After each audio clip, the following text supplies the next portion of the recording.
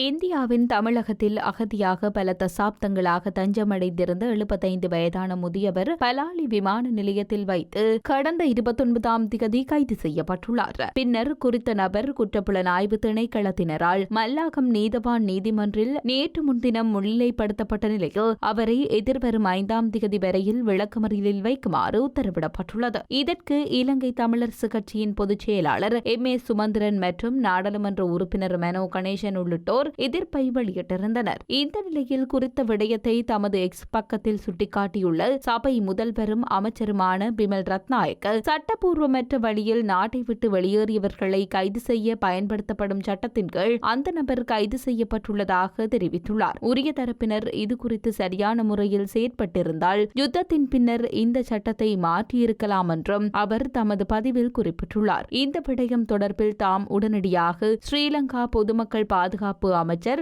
ஆனந்த விஜயபாலவுடன் உரையாடியதாகவும் அவர் குறித்த சட்டத்தை மாற்றுவதற்கான நடவடிக்கை எடுப்பதாக பதிலளித்ததாகவும் அமைச்சர் பிமல் ரத்நாயக்க தெரிவித்துள்ளார். இது அரசாங்கத்தின் கொள்கை இல்லை, நாட்டின் பழைய சட்டம் ஒன்று நடைமுறைப்படுத்தப்பட்டுள்ளது என்றும் அவர் தமது பதிவில் கூறியுள்ளார்.